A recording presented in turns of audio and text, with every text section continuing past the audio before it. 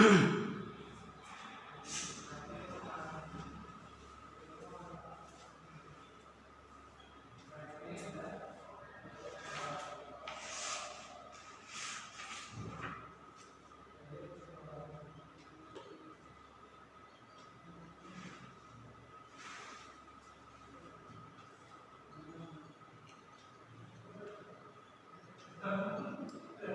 10वीं के सामाजिक विज्ञान के इस कालखंड में सभी भैया बहनों का स्वागत है। इसके पहले कालखंड में हमने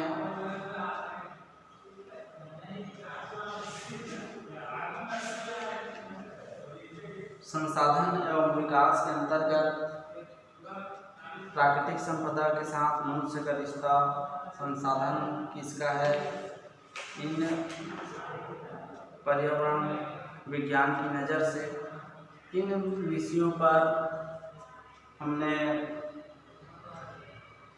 पढ़ाई किए हैं। इसके आगे देखते हैं प्राकृतिक संसाधन। प्राकृतिक संसाधन, इसके पहले हम संसाधन क्या है बता चुके हैं, तो अब हमको समझना है प्राकृतिक संसाधन क्या है, प्राकृतिक संसाधन किससे कहते हैं।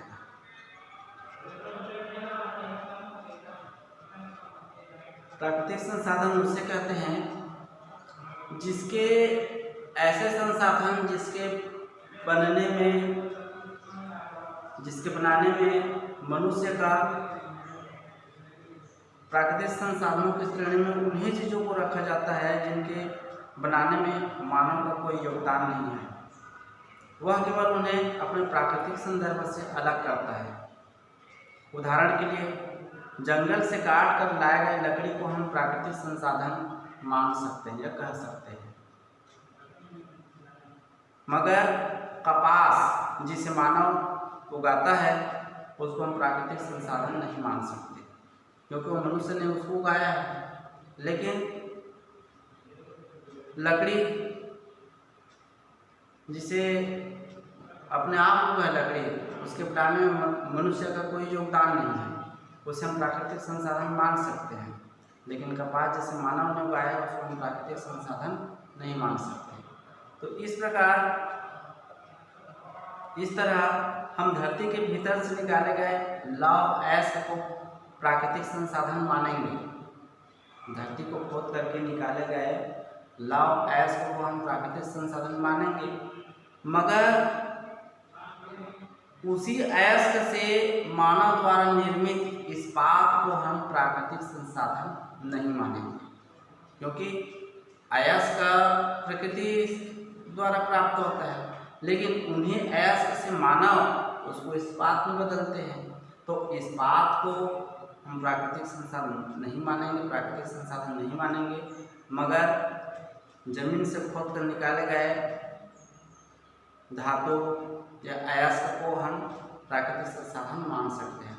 तो इस प्रकार प्राकृतिक संसाधन समझ में आ गया होगा कि जिसके बनाने में मनुष्य का कोई योगदान न हो उसे हम प्राकृतिक संसाधन कह सकते हैं।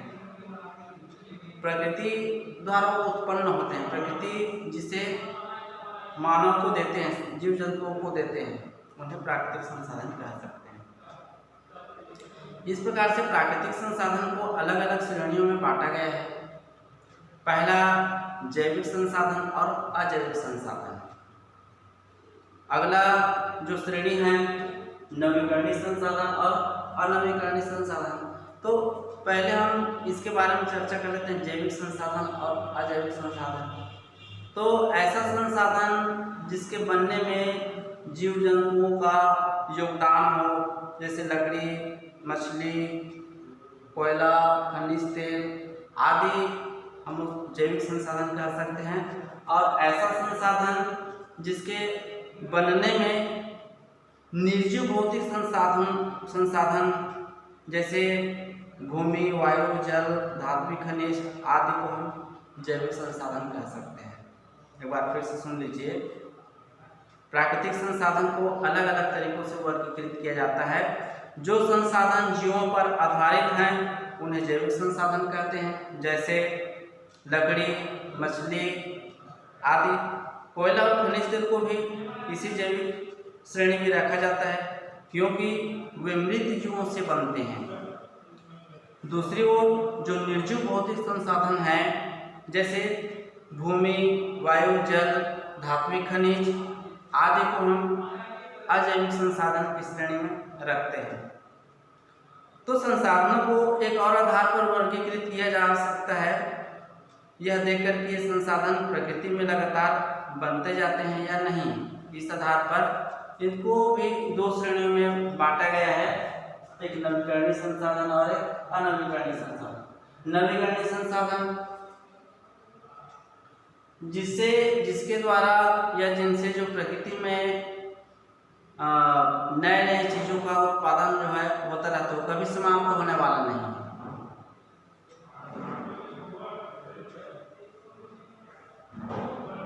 और अनवीकरणीय संसाधन जो प्रकृति में सीमित मात्रा में उपलब्ध है, तो उसको हम अनवीकरणीय संसाधन कहेंगे। तो सबसे पहले हम इस पर नवीकरणीय संसाधन, इसके बारे में हम विस्तार पूर्वक पढ़ते हैं कि नवीकरणीय संसाधन किसे कहते हैं, नवीकरणीय संसाधन कैसे बनते हैं, नवीकरणीय संसाधन के अंतर्गत क्या क्या संसाधन आते हैं। तो नवीकरणीय संसाधन वे है जो प्राकृतिक प्रक्रियाओं से नवीकृत होते रहते हैं, प्राकृतिक प्रक्रियाओं से नवीकृत होते रहते हैं। ये प्रकृति पर सतत रूप से विद्यमान है, जैसे वायु, जल, वन, पशु इत्यादि। यदि मनुष्य इनकी नवीकरण की प्रक्रिया में बाधा न डाले और उनका एक सीमा के अंदर उपयोग करे, तो वे सतत उपलब्ध रहेंगे, हमेशा वे उपलब्ध रहते हैं। जैसे वायु है, जल है, भूमि है, ये मनुष्य यदि किसी प्रकार की इसमें बाधा उत्पन्न न डाले, जैसे पानी, हवा, तो ये हमें निरंतर प्राप्त होते ही रहते हैं। इनके उपयोग की एक सीमा है, इस सीमा के बाद अथवा गलत उपयोग से संसाधनों का अवनयन अर्थात बिगड़ना होता रहता है, अवनयन होता रहता है, उनके नवीकरणीय पर प्रतिकूल प्रभाव पड़ता है। यदि हम प्रकृति के इस कार्य में मनुष्य बाधा उत्पन्न डाले, जैसे पानी के बनने में, वर्षा के जल को यदि हम संचित करके न रखें, भूमि में रिचार्ज न होने दें, तो जितना जो है वर्षा के जल यदि भूमि में जितना रिचार्ज होगा उससे कहीं अधिक, तो आजकल हम देखते हैं नलकूप, बोर आदि से पानी निकल जा रहे हैं, तो मनुष्य इसमें बाधा उत्पन्न न डाल रहा है। यदि मनुष्य इसमें बाधा उत्पन्न न डाले, क्योंकि क्या करते हैं, प्रकृति को नुकसान पहुंचा रहे हैं, जो लकड़ी है, पेड़ पौधे को पर्याप्त मात्रा में काट रहे हैं, जबकि पेड़ों की जड़ों से पानी जमीन के अंदर रिचार्ज होता है। दूसरी तरफ हम कई ऐसे शहर देखते हैं, बड़े बड़े ऐसे नगर देखते हैं, गांव देखते हैं, जहां पर कांक्रीटीकरण या डामरीकरण के द्वारा पूरे पृथ्वी को, भूमि को पूरा खनिज या फर्श बिछा करके भूमि के अंदर पानी को रिचार्ज होने से मानव बाधा उत्पन्न कर रहे हैं। तो इसी प्रकार के मनुष्य यदि बाधा उत्पन्न न करे, तो यह प्रक्रिया जो है हमेशा निरंतर जारी रहता है, लेकिन मनुष्य इसमें बाधा उत्पन्न कर रहे हैं, जिसके कारण उनके नवीकरण पर प्रभाव पड़ता है। उदाहरण के लिए फिर से मैं एक बार बता रहा हूँ, उदाहरण के लिए जल पृथ्वी पर सतत विद्यमान है। सागरों से जल वाष्पीकृत होकर जल वाष्प बनता है, जो संघनित होकर वर्षा के रूप में महाद्वीपों को प्राप्त होती है। वर्षा जल का कुछ भाग भूमि में रिसकर भूजल बनता है और शेष भाग नदियों से बहकर पुनः सागर में चला जाता है। तो यह प्रक्रिया निरंतर जारी रहता है, यह निरंतर चलता रहता है और जल इस प्रकार नवीकृत होता रहता है। फिर हम इन प्राकृतिक प्रक्रियाओं में कई अवरोध पैदा कर देते हैं या गलत उपयोग करके उन्हें प्रभावित करते हैं, तो इससे नवीकरणीय प्रक्रियाएं प्रभावित होती हैं। उदाहरण के लिए यदि पृथ्वी पर वन कम हो जाए पेड़ पौधों को यदि मनुष्य काट दे, उनको नुकसान पहुँचाए, पेड़ पौधों का आवरण कम हो और वर्षा के जल को भूमि में रिसने का मौका नहीं मिलेगा, भूजल का स्तर प्रभावित होगा, अर्थात जमीन के अंदर पानी जाएगा ही नहीं।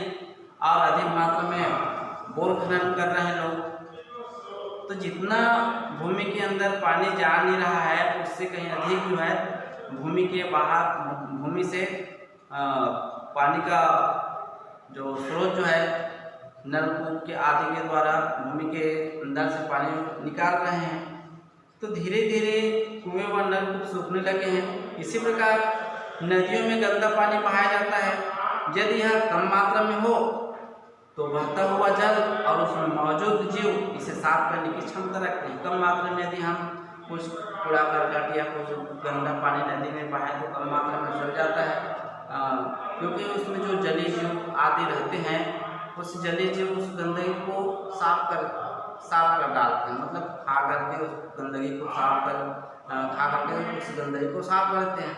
लेकिन अधिक मात्रा में जैसे कारखानों से निकलने वाले गंदा जल है या अधिक मात्रा में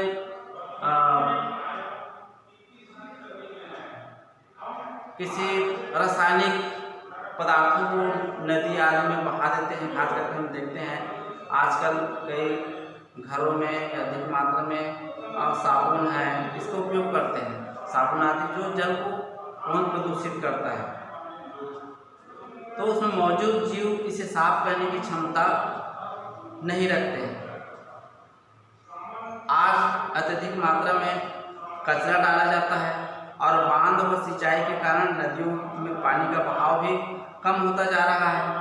इस कारण नदियाँ अपने आप को साफ नहीं कर पा रही हैं। अधिक मात्रा में मनुष्य उसमें गंदगी डाल रहे हैं, कचरा डाल रहे हैं, तो इस प्रकार से जो इन कचरों को जो जलीय जीव जंतु उसको साफ नहीं कर पा रहे हैं और नदियाँ या जल के स्रोत जो है काफ़ी प्रदूषित हो रहे हैं।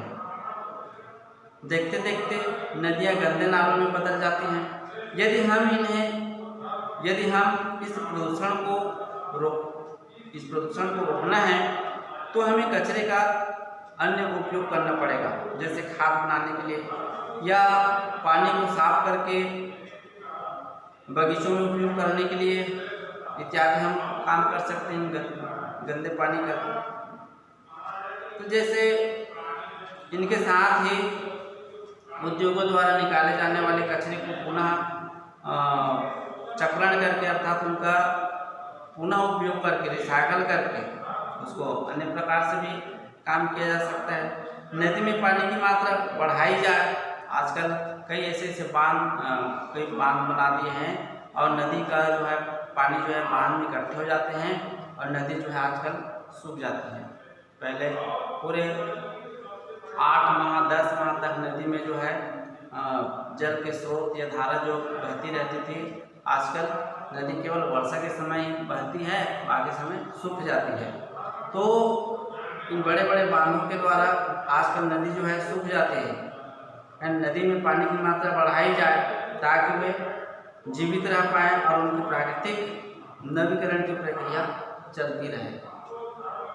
अतः यह आवश्यक है कि इन संसाधनों का उपयोग करके नवीकरण के चक्र को ध्यान में रखकर करें तो बेहतर होगा।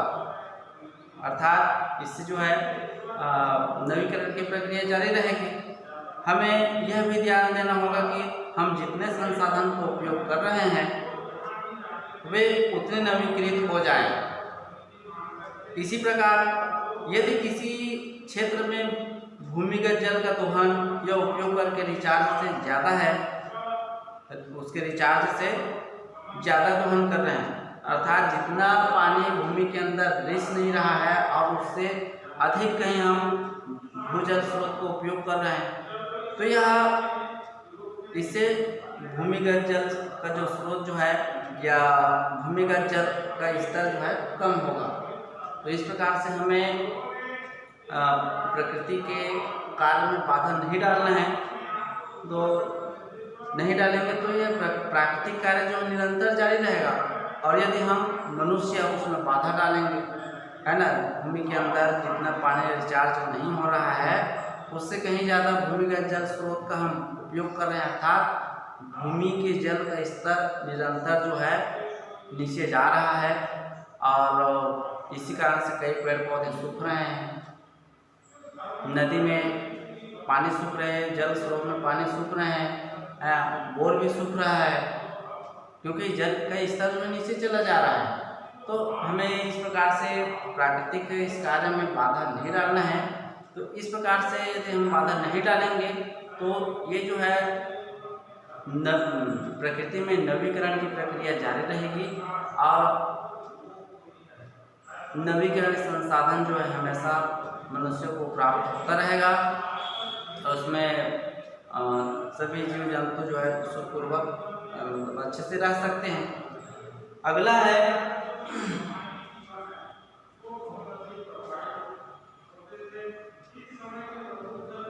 अनवीकरणीय संसाधन।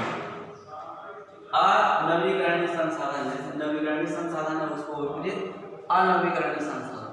अनवीकरणीय संसाधन में क्या होता है, इसमें मनुष्यों के द्वारा उपयोग करने के पश्चात कुछ समय पश्चात वह जो संसाधन जो है समाप्त हो जाते हैं हमेशा के लिए, जैसे कोयला है या खनिज तेल है आदि। इस प्रकार से जो अधिक मात्रा में उपयोग करने पर, असीमित मात्रा में उपयोग करने पर एक दिन वह जो संसाधन हमको फिर से प्राप्त नहीं होगा, उसे हम अनवीकरणीय संसाधन कहते हैं। इसको एक विस्तारपूर्वक से हम फिर एक बार देखते हैं। अनवीकरणीय संसाधन वे है, एक बार फिर से सुनिए, अनवीकरणीय संसाधन वे है जो पृथ्वी पर एक सीमित मात्रा में ही उपलब्ध हैं, उनका उपयोग करने के बाद उनका भंडार कम हो जाता है, वे अपने आप नवीकृत नहीं होते हैं, जैसे लौह अयस्क, कोयला, खनिज तेल इत्यादि। ये एक दिन ही समाप्त हो जाएंगे, अपने आप ही नवीकृत नहीं होते। जैसे वर्षा का जल है, वायु है, पेड़ पौधे हैं, ये नवीकृत होते रहते हैं, फिर से बनते रहते हैं, तो नवीकरणीय संसाधन। लेकिन ये जैसे खनिज तेल है, लौह अयस्क मतलब जो पृथ्वी के अंदर से जो निकाले गए जो धातु है, एक दिन ही समाप्त हो जाएंगे। खनिज तेल, धातु, धात्विक खनिज समाप्त हो जाएंगे या कोयला समाप्त हो जाएंगे, तो फिर से उनको प्राप्त नहीं किया जा सकता। जैसे उदाहरण के लिए धात्विक खनिजों में एक बार धातु बना दी जाए तो धात्विक खनिज कम हो जाएंगे। यदि हमें नए खनिज भंडार नहीं मिले तो ये खत्म हो जाएंगे, है ना। भूमि को खोदकर जो खनिज प्राप्त किया जा सकता है, यदि ये खनिज समाप्त हो जाए तो हमें फिर से और वो खनिज जो है हमें प्राप्त नहीं होगा। एक दिन ऐसा भी आएगा जब सारे भंडार समाप्त हो जाएंगे। आज भी कई खदानें बंद हो चुके हैं, ऐसे कई खदानें हैं जो आज बंद हो चुके हैं क्योंकि उन खदानों के खनिज समाप्त हो चुके हैं। जैसे छत्तीसगढ़ का दल्ली राजहरा का लौह अयस्क का खदान, ये आज बंद, क्योंकि वहाँ पर जो खनिज ही नहीं मिल रहा था, जिस कारण से वो खदान जो है बंद हो गया। यदि कच्चे तेल का प्रयोग वर्तमान दर पर जारी रहे तो यह भंडार कितने वर्ष चलेंगे, अर्थात एक दिन जो है समाप्त हो ही जाएगा। विश्व भर में ये भंडार अगले 53 वर्षों में समाप्त हो जाएंगे। लगभग 50 साल के बाद जितने भी जो कच्चे तेल के भंडार हैं विश्व में ये सब समाप्त हो जाएंगे। तो भारत खनिज तेल के आयात पर निर्भर है। हमारा जो देश है भारत जो है खनिज तेल के आयात पर निर्भर है, क्योंकि यहाँ तेल के पर्याप्त भंडार नहीं है। तो जैसे जैसे भंडार कम होते जाएंगे इसके भाव बढ़ेंगे। जैसे आज हम देख रहे हैं पेट्रोल डीजल का तो कीमत पेट्रोल से भी अधिक हो गया है। तो इस कारण से यदि इनके भाव बढ़ेंगे तो भारत पर इसको विपरीत असर पड़ेगा। यदि यहाँ तेल की कीमतें बढ़ती हैं तो प्रत्येक व्यक्ति पर भार बढ़ेगा। अतः बुद्धिमानी इसी में है कि हम इन अनवीकरणीय संसाधनों का उपयोग कम करें, यथासंभव उन्हें जरूरत पड़ने पर ही उपयोग करें और उनके विकल्पों की तलाश जारी रखें। उदाहरण के लिए खनिज तेल आधारित ऊर्जा की जगह हम सौर ऊर्जा या पवन ऊर्जा का उपयोग बढ़ा सकते हैं। दुनिया के बड़े देश दूसरे देशों की चिंता नहीं करते। ऐसा शक्तिशाली संपन्न देश हैं जो दूसरे देश की चिंता नहीं करते। वे यही सोचते हैं कि वे ऐसे बड़े देश यही सोचते हैं कि इन संसाधनों के स्रोतों पर कब्जा जमा लें ताकि उन्हें संसाधनों की कमी न हो, लेकिन ये भी उनके लिए काम में नहीं आएगा, उनका शक्ति भी समाप्त हो जाएगा। संयुक्त राज्य अमेरिका जैसे कुछ देश हैं जिनके पास तेल भंडार तो कम है, लेकिन वे सैन्य और आर्थिक शक्ति के बल पर दूसरे देशों के संसाधन भंडार पर नियंत्रण करना चाहते हैं, उन पर अपने कब्जे जमाना चाहते हैं, अपने शक्ति के बल पर, अपने सैन्य बल पर। तो इस नीति के परिणाम युद्ध और लोगों की तबाही के रूप में सामने आ रहा है। हम देख रहे हैं कि आजकल कई ऐसे देश हैं जो अपने कुछ स्वार्थों के कारण या कुछ युद्ध की स्थिति पैदा कर रहे हैं। कुछ हमें अनवीकरणीय संसाधनों के लिए उनका पुनर्चक्रण किया जा सकता है। कुछ ऐसा भी अनवीकरणीय संसाधन है जिनका पुनर्चक्रण किया जा सकता है, जैसे बॉक्साइट से एल्यूमिनियम बनाया जाता है और एल्यूमिनियम से बर्तन तैयार किया जाता है। तो इसमें बॉक्साइट को पुनः नहीं बनाया जा सकता, किंतु एल्यूमिनियम को गलाकर पुनः उपयोग किया जा सकता है, बर्तन बनाया जा सकता है। एल्यूमिनियम को गलाकर एल्यूमिनियम का बर्तन बनाया जा सकता है। तो इस प्रकार से उनका कुछ पुनर्चक्रण किया जा सकता है, लेकिन सभी धातुओं का, सभी खनिजों का पुनर्चक्रण कुछ किया जा सकता है, जैसे लोहा है, एल्यूमिनियम है, इनका किया जा सकता है। लेकिन ये हमेशा ये धातु जो है प्रकृति में जमीन को खोदकर हम धातु प्राप्त करें या ये खनिज प्राप्त करें, तो ऐसा संभव नहीं है। कुछ सालों तक ये जो है समाप्त हो जाएंगे।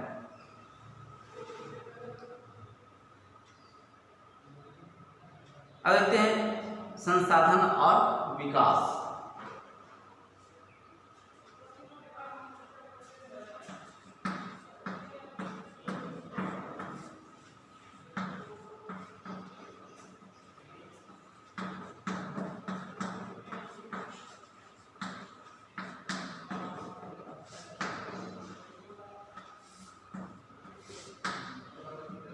तो इन्हीं संसाधनों से विकास किया जाता है। तो हमें सोच समझकर इन प्राकृतिक संसाधनों का, उन जैविक संसाधनों का, अजैविक संसाधनों का सोच समझ करके प्रकृति में बिना किसी प्रकार के बाधा उत्पन्न किए हमें विकास की ओर ध्यान देना है। न कि विकास आवश्यक है, लेकिन हमें प्रकृति के किन्हीं भी चीज़ों को, इसके लिए हमें विकास के मार्ग में हानि नहीं पहुंचाना है या प्राकृतिक कार्य में बाधा उत्पन्न नहीं करना है। तो इन्हीं जो बिंदु पर हम फिर से एक बार ध्यान देंगे, संसाधन और विकास। प्राकृतिक संसाधन विकास के मूल आधार है, क्योंकि कृषि, खनन, निर्माण तथा ऊर्जा क्षेत्र में उत्पादन बड़े तौर पर प्राकृतिक संसाधनों पर निर्भर करता है। अर्थव्यवस्था के अन्य क्षेत्र में भी विभिन्न स्तरों पर प्राकृतिक संसाधनों पर निर्भर होते हैं। इन संसाधनों को उपलब्ध कराने की पर्यावरण की क्षमता को पर्यावरणीय स्रोत प्रकार्य अर्थात एनवायरनमेंट सोर्स फंक्शन कहा जाता है। तो ये कार्य उस समय शिथिल हो जाते हैं जब संसाधनों का अत्यधिक दोहन हो जाता है या अत्यधिक दोहन किया जाता है। उस समय ये कार्य जो है शिथिल हो जाते हैं या प्रदूषण संसाधनों को बिगाड़ देते हैं। विकास के नाम पर अधिक मात्रा में प्रदूषण उत्पन्न होता है, प्राकृतिक कार्य में बाधा उत्पन्न करते हैं। अगर हम अनवीकरणीय संसाधनों का नियंत्रित उपयोग न करें या नदी नालों व हवा का प्रदूषण न रोके तो जल्द ही विकास के लिए जरूरी संसाधन हमें नहीं मिलेगा और विकास में फिर रुकावट आ जाएगी। विकास में रुकावट आ जाएगी। हम विकास के लिए इन चीज़ों को नज़रअंदाज करते हैं, प्रदूषण है या प्राकृतिक संसाधन को नुकसान पहुंचाते हैं, तो एक दिन ऐसा भी आएगा कि विकास संभव नहीं रहेगा, अर्थात विकास में बाधा उत्पन्न हो जाएगा। तो विकास के लिए जरूरी है, विकास कार्य के लिए, कि हमें प्राकृतिक संसाधन को किसी प्रकार से नुकसान नहीं पहुंचाना है। हमें विकास का ऐसा मार्ग अपनाना होगा जो प्राकृतिक संसाधनों को लंबे समय तक स्वस्थ स्थिति में रखे, विकास और खुशहाली को लंबे समय के लिए अर्थात टिकाऊ बनाए रख पाए। इसी को टिकाऊ विकास या टिकाऊ खुशहाली कहते हैं। इसका मतलब यह है कि विकास और प्राकृतिक पर्यावरण के बीच विरोधाभास हो, यह जरूरी नहीं है। न ही विकास के कारण संसाधन हमेशा के लिए नष्ट किए जाए। अगर हम अपने पर्यावरण को बेहतर समझें तो हम विकास के लिए टिकाऊ प्रबंधन भी कर सकते हैं। यदि हम अपने पर्यावरण को बेहतर समझें तो हम विकास के लिए टिकाऊ प्रबंधन भी कर सकते हैं। पर्यावरण वैज्ञानिकों ने इसके लिए पर्यावरण की शुद्धिकरण क्षमता या सिंक कैपेसिटी की अवधारणा विकसित किया है। सिंक कैपेसिटी मतलब उतना ही हमें काम करना है जितना कि प्रकृति में कोई बाधा उत्पन्न न हो, प्रकृति में किसी प्रकार का कोई अवरोध उत्पन्न न हो। पर्यावरण में इतनी क्षमता होती है कि एक सीमा तक प्रदूषण किया जाए तो उसे समाहित करके हानि रहित कर सकती है। उदाहरण के लिए अगर हम बहती नदियों में घरेलू कचरा बहाते हैं तो नदी के जीव जंतु उन्हें अपना भोजन बनाकर पचा लेते हैं और फिर से पानी को उपयोग करने लायक बना रहता है। अगर हम अत्यधिक मात्रा में नदी की क्षमता से अधिक गंदगी प्रवाहित करें या नदी नालों का अत्यधिक गंदगी करें तो साफ पानी वाला नदी गंदा नाला बन जाएगी। आज हमारे प्रमुख शहरों के पास बहने वाली नदियों का यही हाल हो रहा है। यही नहीं, आज हम नदियों में कई ऐसे तत्व डालते हैं जिन्हें पचाने की क्षमता नदी में नहीं है। उदाहरण के लिए जैसे साबुन के अपशिष्ट है, उसका रेपर है, साबुन में मिला जो उसका जो झाग आदि, अर्थात उनके जो अवशिष्ट है साबुन के, ये पानी में बने रहते हैं और अंत में समुद्र में जाकर मिल जाते हैं। नदी नाले होते हुए समुद्र में जाकर ये साबुन के जो अपशिष्ट है, साबुन जितना भी डिटर्जेंट पाउडर आदि, ये धीरे धीरे समुद्र में जाकर मिल जाते हैं और समुद्री जल को ये प्रदूषित करते हैं। गांव में लकड़ी से चलने वाले चूल्हे और फैक्ट्रियों से निकलने वाले धुएं की तुलना करें, है ना, क्योंकि अब देखते हैं कि गांव में प्रत्येक घरों में लकड़ी से जो चूल्हे जलता है और शहरों में क्या होता है, फैक्ट्रियों से धुआं निकलता है। तो उनकी तुलना करें तो चूल्हे से निकलने वाला धुआं की मात्रा नवीकृत होने की सीमा से कम होती है, अर्थात चूल्हे से जो धुआं निकलती है वह कम मात्रा में नवीकृत हो पाती है। किंतु फैक्ट्री से अधिक एवं निरंतर धुआं निकलता रहता है, काफ़ी ऊंचाई पर रहते हैं, क्योंकि वो धुएं जो है सीधे ऊपर चले जाते हैं, इसलिए मतलब फिर से नवीकृत हो जाते हैं। और चूँकि घरों से निकलने वाले जो धुआं हैं वो लोगों के आसपास रहते हैं, लोगों को नुकसान पहुंचाते हैं, श्वास द्वारा लोगों के फेफड़े में चले जाते हैं, जो जल्दी नवीकृत नहीं हो पाते। जो नवीकृत होने की मात्रा से अधिक हो तो वायु प्रदूषित नहीं हो जाएगी। जो नवीकृत होने की मात्रा से अधिक हो, अर्थात नवीकृत होने में उनको समय लगता है, तो वायु प्रदूषित हो जाएगी। तो इसका अर्थ यह नहीं कि फैक्ट्रियां हमेशा वायु को प्रदूषित करेगा ही। हम देखते हैं कि कई ऐसे फैक्ट्रियां हैं जो हमें लगता है कि वायु को प्रदूषित करेगा, लेकिन कई ऐसी फैक्ट्रियां हैं जिनके जो धुआं है और उस धुएं को वायु जो है अपने में समाहित करके उनको शुद्धिकरण करने की क्षमता रखती है। यदि फैक्ट्रियों से नवीकृत सीमा तक ही धुआं निकले तो वायु प्रदूषित ही नहीं होगी। तो पर्यावरण के द्वारा अपशिष्ट पदार्थों को अवशोषित करने की क्षमता को सिंक क्षमता कहा जाता है। जब अपशिष्ट निर्धारित सिंक कार्यों की सीमा से अधिक हो जाते हैं तो पर्यावरण को दीर्घकालीन हानि पहुंचती है। यहाँ पर 2 उदाहरण दिया गया है। इन उदाहरणों के माध्यम से आपको समझ में आ जाएगा कि सिंक कैपेसिटी अर्थात पर्यावरणीय टिकाऊ प्रबंधन किस प्रकार से मतलब जरूरी है। पहला उदाहरण है, भारत में भूजल की स्थिति पर वर्तमान आंकड़े हमें सुझाते हैं कि देश के अनेक भागों में इसके उपयोग की अधिकता से इसके लिए गंभीर खतरा उत्पन्न हो सकता है। अर्थात किस प्रकार से पानी का उपयोग लोग जो है कर रहे हैं, तो ये हमारे लिए गंभीर खतरा उत्पन्न हो सकते हैं। हम पानी का उपयोग इतने अधिक मात्रा में कर रहे हैं जितना कि जो वर्षा के जल के द्वारा जो वर्षा से जो जल वर्षा होती है, तो जो है पानी जो है नदी नाले होते हैं समुद्र में जाकर अर्थात भूमि के अंदर रिचार्ज नहीं हो पाता और उससे कहीं अधिक हम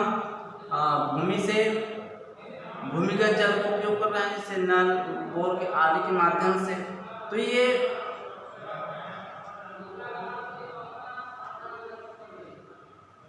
तो पुनर्भरण से जितना जल वापस भूमि में जाता है उससे कहीं अधिक भूजल का उपयोग मनुष्यों द्वारा किया जा रहा है, जिसके कारण लगभग 300 जिलों में पिछले 20 वर्षों में जल स्तर में 4 मीटर तक की कमी आई है। 20 ऐसे जिले हैं जहां पर 20 वर्षों में जल स्तर में 4 मीटर तक की कमी आई, अर्थात वहां का जो जल स्तर जो है 4 मीटर नीचे चला गया है। यह स्थिति खतरे का संकेत है। भूजल के उपयोग की अधिकता विशेष रूप से पंजाब और पश्चिमी उत्तर प्रदेश के कृषि समृद्ध क्षेत्रों, केंद्रीय और दक्षिण भारत के कठोर चट्टानी पठारी क्षेत्रों तथा कुछ तटीय क्षेत्रों और तेजी से विकसित होने वाले शहरी क्षेत्रों में भूजल का अधिक उपयोग होता है। जल के उपयोग की इस अधिकता से भूजल संग्रह कम हो जाएगा और बहुत ही तीव्रता से इसके स्तर में कमी होती जाएगी। दूसरा उदाहरण है कीटनाशकों का प्रभाव। दूसरा उदाहरण है भारत में कीटनाशकों का कुप्रभाव इतना अधिक बढ़ गया। एक बार क्या हुआ, एंडोसल्फान कीटनाशक में इस प्रकार से इनका दुष्प्रभाव देखा गया कीटनाशकों में। 1976 में काजू की फसल को कीड़ों से बचाने के लिए सरकार ने 15,000 एकड़ भूमि पर हेलीकॉप्टर द्वारा इंडोसल्फान कीटनाशक का छिड़काव किया गया। तो यह कार्य केरल के उत्तरी भाग के कासरगोड में किया गया था। केरल क्षेत्र के उत्तरी भाग में कासरगोड क्षेत्र में लगभग 15,000 एकड़ में एंडोसल्फान का प्रयोग हेलीकॉप्टर से छिड़काव किया गया था। तो इस उपचार कार्य के 25 वर्षों तक जारी रहने के कारण वायु, जल और संपूर्ण पर्यावरण इस कीटनाशक से पूरी तरह से प्रभावित हुआ। इसके परिणाम स्वरूप 11 पंचायतों में या 11 पंचायतों के लोगों में मुख्य रूप से कृषि श्रमिकों में गंभीर स्वास्थ्य समस्या उत्पन्न हो गई। वे विभिन्न तरह की बीमारियों जैसे मानसिक व शारीरिक विकलांगता, दिल और तंत्रिका तंत्र की बीमारियों आदि से ग्रसित हो गए। यही नहीं, उस पूरे इलाके में मछलियाँ, कौवे व अन्य पक्षियाँ, कीट पतंगे आदि में भारी कमी देखने को मिला। कुछ वर्षों से न्यायालय के आदेश पर इसके द्वारा छिड़काव पर प्रतिबंध लगा दिया गया। एंडोसल्फान कीटनाशक दवाई पर न्यायालय द्वारा प्रतिबंध लगा दिया गया और फिर सभी प्रभावित लोगों को सरकार की ओर से मुआवजा दी जा रही है। तो इस प्रकार से यदि हम विकास के लिए प्रकृति को ध्यान में नहीं रखते हैं, उनको अधिक मात्रा में नुकसान पहुंचाते हैं, तो ऐसा भी समय आएगा कि हम जो विकास की बात सोचते हैं इसके कारण से विकास कार्य रुक जाएगा। तो हमें प्रकृति को किसी भी प्रकार से नुकसान नहीं पहुंचाना चाहिए। तो अब आगे देखते हैं संसाधन प्रबंधन।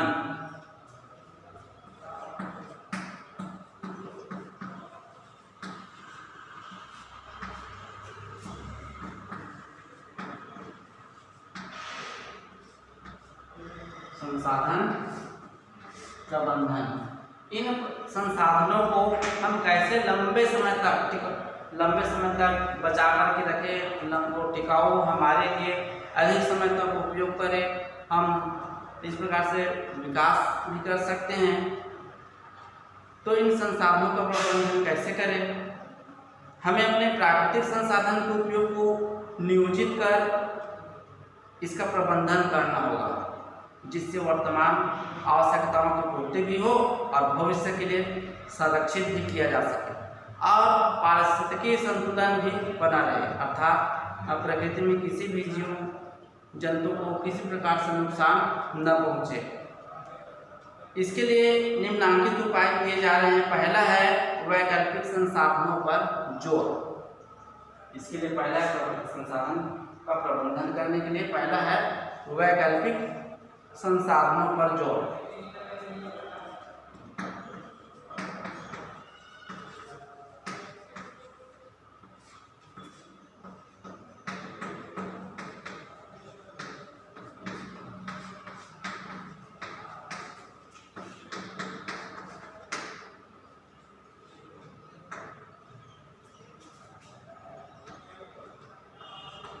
इसके अंतर्गत जिन संसाधनों से प्रदूषण अधिक होता है उनके विकल्प संसाधनों पर जोर दिया जाना चाहिए। जैसे जहाँ जहाँ संभव हो कोयले का उपयोग न करके प्राकृतिक गैस का उपयोग करना चाहिए। लंबे समय के लिए ऊर्जा के स्रोत हेतु सौर ऊर्जा एवं पवन शक्ति का अधिक से अधिक उपयोग किया जाना चाहिए। इसके लिए प्रोत्साहन और व्यवस्था बनाए जाने की जरूरत है। दूसरा है संसाधनों का नवीकरण करना।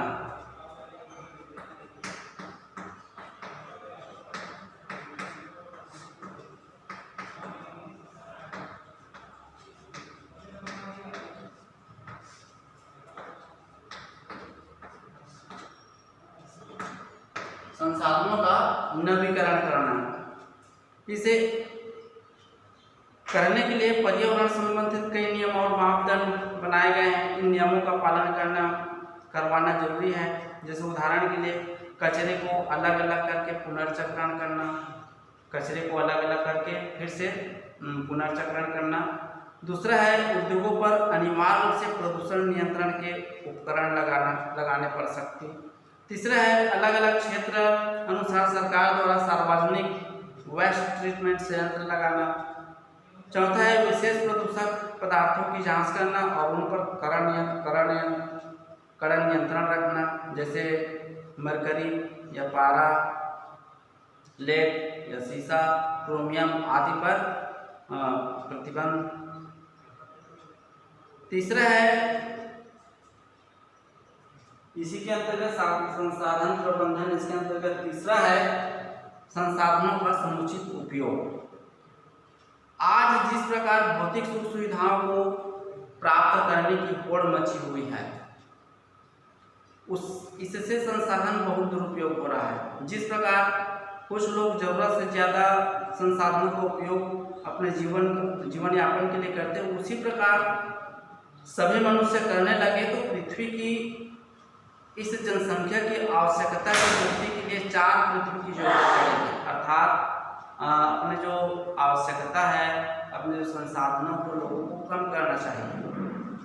तो इस विषय पर गांधी जी ने कहा था कि हमारे पास हर व्यक्ति की आवश्यकता की पूर्ति के लिए बहुत कुछ है, लेकिन किसी एक के लालच की संतुष्टि के लिए अपर्याप्त है।